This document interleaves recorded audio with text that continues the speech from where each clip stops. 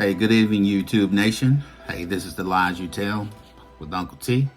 Just like always, I'd like to thank all my subscribers. I'd like to thank all my new subscribers. And just like always, hit that like button and hit that subscribe button so that we can let YouTube know that there's some material out there that you like. Or if you want to make some comments during the episode, hey, please do so. I got an episode today. I did one yesterday dealing with paternity fraud. And I pretty much got some things off my chest. And there was a time where, the timing was right.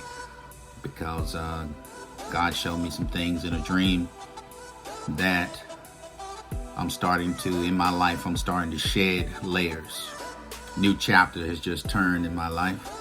And I'm not sure if this is just a new chapter or is this the second phase of my life. But I went ahead and I am beginning to share secrets. I'm beginning to shed layers. Things I've been holding in for many years, starting to release and let go. Time for me to live my life. Pretty much. I'm always going to be a husband. I'm always going to be a father.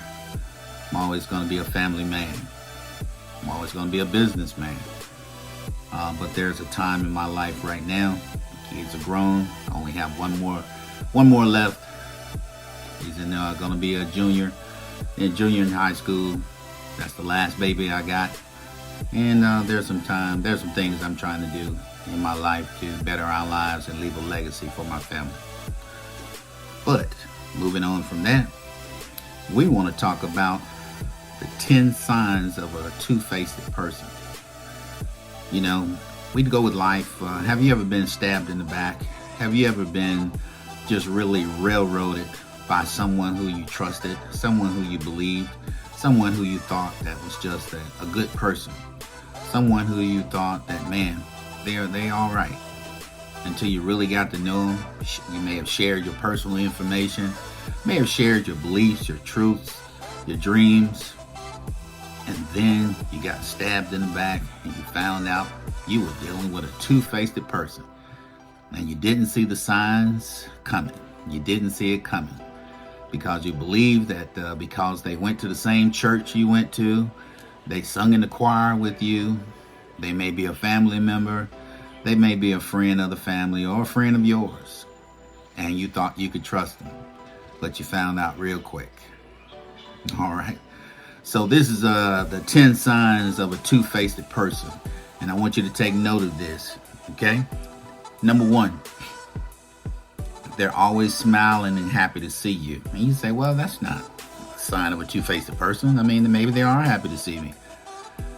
Let me tell you this. Let me talk to you. Two-faced people are experts at wearing false faces. They pretend to be excited to see you, but this is a performance. You ever seen people who you speak to them, you say, hey, how you doing? And they smile and say, hey, hello, and they smiling. And then as soon as you get out of their face, they say, performance. They know how to put on a smile, and they know how to shake your hand, and they know how to make you feel so welcome. Two-faced people are experts at wearing false faces. Number 2, they make it all about them. People who are two-faced love to talk about themselves. They just cannot get over themselves. They have no concern or regard for what's going on in your life.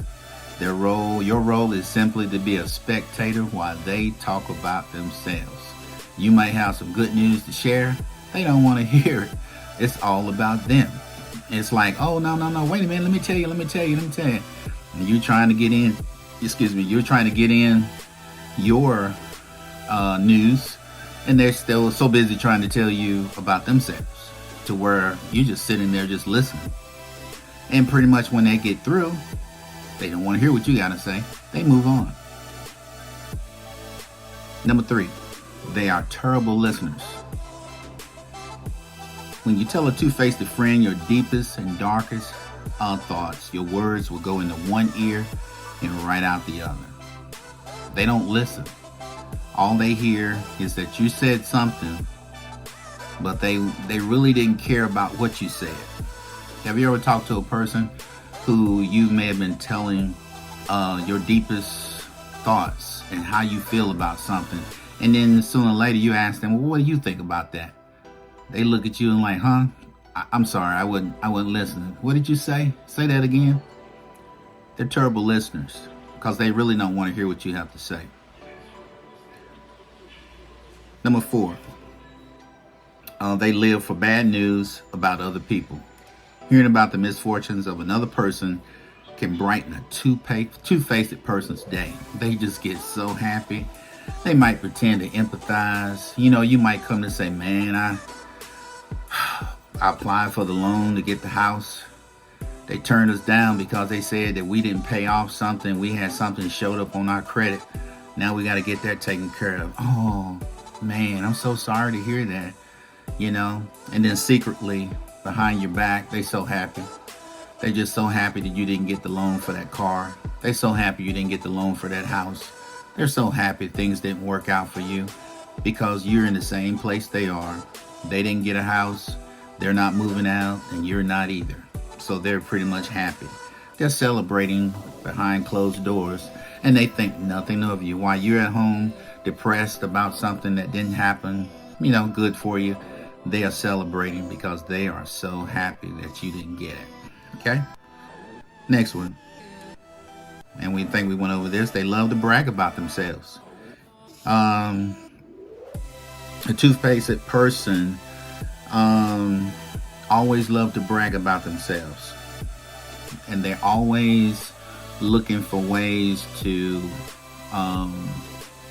brag about the things that they've done. If they did something for you, they're going to let everybody know. They're going to let everybody know that I gave you a ride.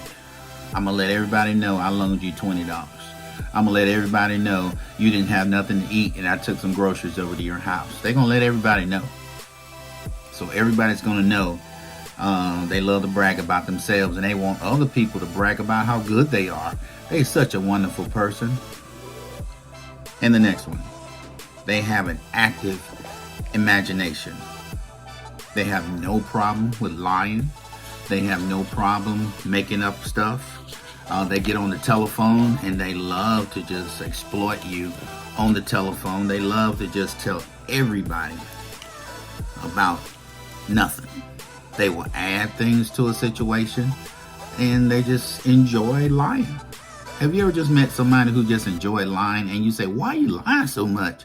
You didn't even have to lie about that. That wasn't even worth lying about.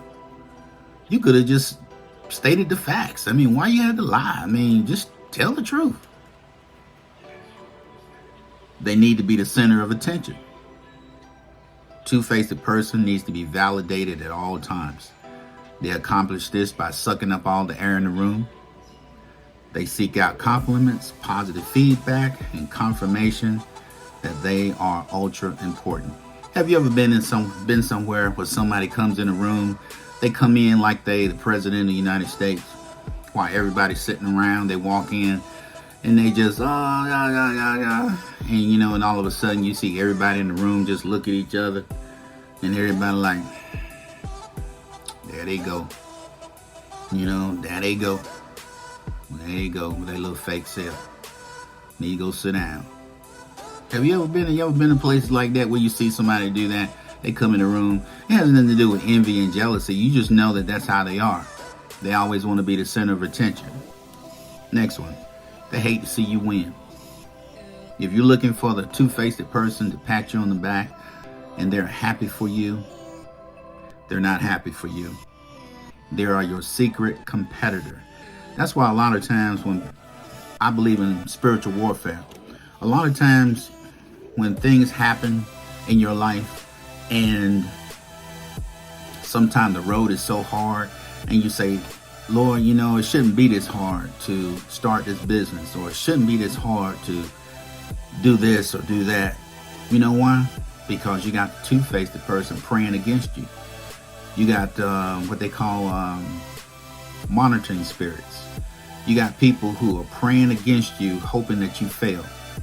So you got not only demonic spirits praying against you, hoping that you don't succeed. And that's a lot of times in most people's lives. They have family members who don't want to see you succeed. They didn't get out of the hood. Therefore, you shouldn't get out of the hood. You didn't, we're not successful. You shouldn't be successful. You know, they're happy. They're friends, they family, they got your back. As long as we're at the bottom of the barrel together. As soon as you say, I'm leaving. I can do better than this. I want more than this. They got a problem with you now. They do not want to see you win or succeed because your victory is not going to benefit them. I'm going to tell you how they do. Let's say if you happen to be, say a realtor.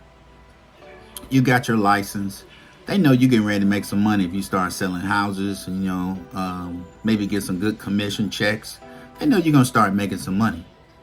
They're not happy that you're a realtor, but what they'll do is they'll try to somehow get into business with you so that they can figure out a way to get some of that money that you're getting. Next one. They tell other people your secrets. That's one thing that the two-faced person would do. They'll tell your secrets to everybody. If they tell you other people's secrets, why do you tell them your secrets?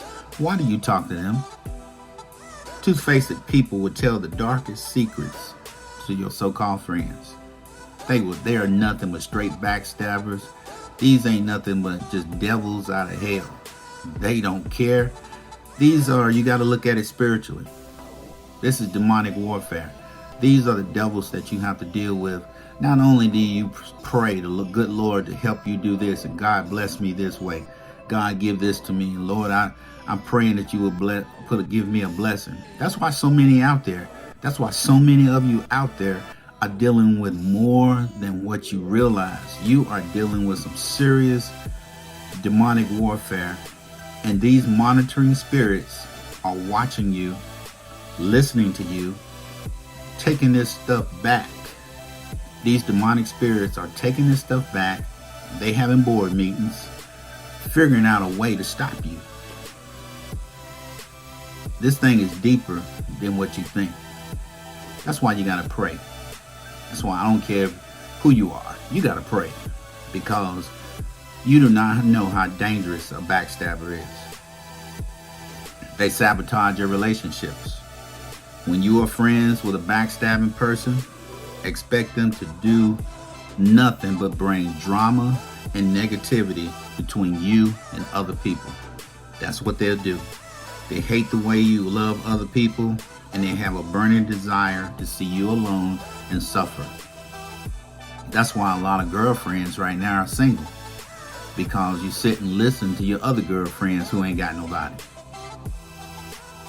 I'm just telling you like it is. A lot of you saying, I heard a lot of women saying, oh, I can't get a man. I've been trying to get a man.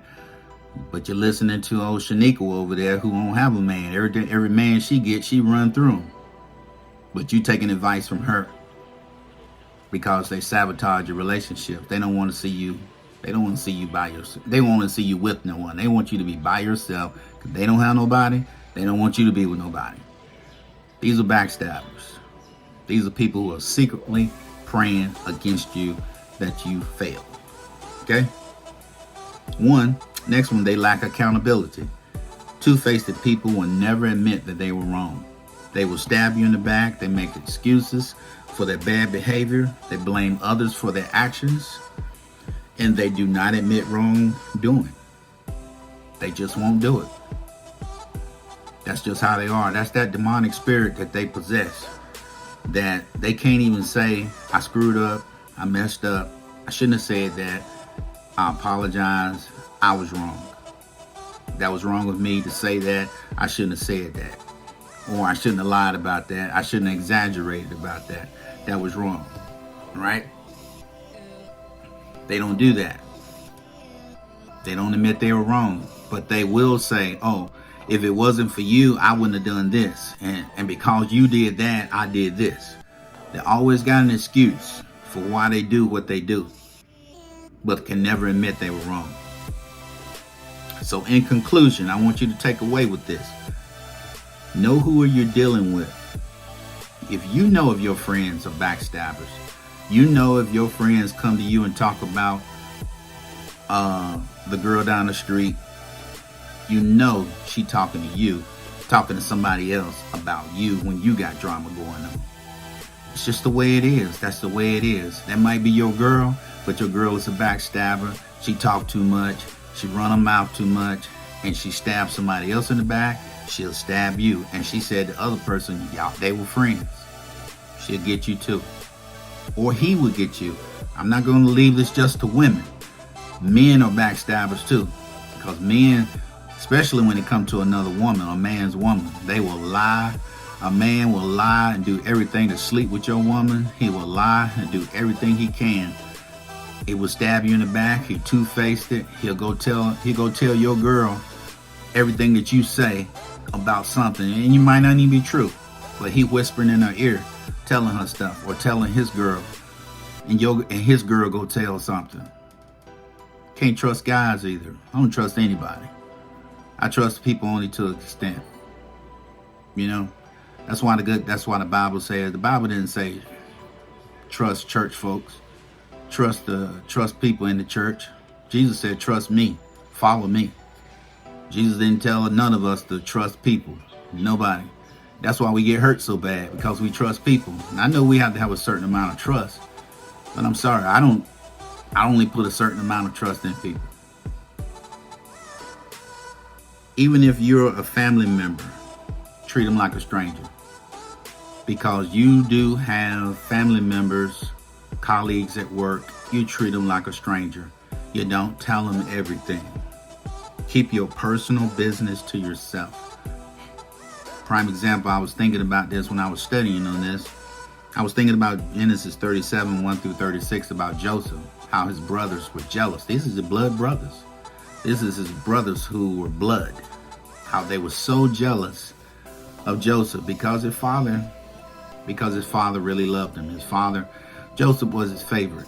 I don't know how the other brothers were, but you know how it is. If you're a parent, you got 4 kids. Three of the kids are like the spawn of Satan. They cause you so much problems. You're always at the schoolhouse, always in trouble with the police. They always running around in the streets. You're always hearing stuff that they doing. And then you have the 4th child who never gives you no problem. Always make good grades. Yes, ma'am. No, sir. Always do what you're told. Do their chores.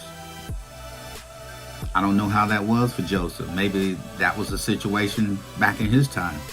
And I can understand why one parent would feel more loving toward that one child. But we try to love all our children the same. But Joseph told he had a dream. And when he told he had that dream, the backstabber came out of all his brothers, and they stabbed him in the back, sold him into slavery. They tried to kill him. They wanted him to die. And then lied and told his daddy that a wild animal killed him. Don't share your goals and your dreams and wishes, because they'll sabotage your ideas. They'll mock you, degrade your ideas behind your back. So I'm just telling you a little bit about the backstabber. Don't trust the backstabber. They will stab you in the back. And I know plenty of y'all, I don't even know why you even want to deal with a backstabber. Why? Especially when you know. It's a thing not to know that a person is a backstabber, but to know they are a backstabber and you still tight with them. That's foolish. That's real foolish. That's not wisdom. That doesn't even make sense. So if you're dealing with a backstabber, these are the signs of a backstabber. So you might need to evaluate your friends. I want you to write something down in the comment section, because we need to talk about this. You got some ideas, you got some comments. I want to hear about it, because we need to talk about this, because this has been going on for a long time, dealing with backstabbers. And a lot of times people don't want to deal with backstabbers. In my next video that I'm ready to put out right behind this is how do we handle backstabbing people? How do we handle two-faced people? How do we deal with these people? But you know what? The 10 signs of a two-faced person, and that's the bottom line. because Uncle T said so.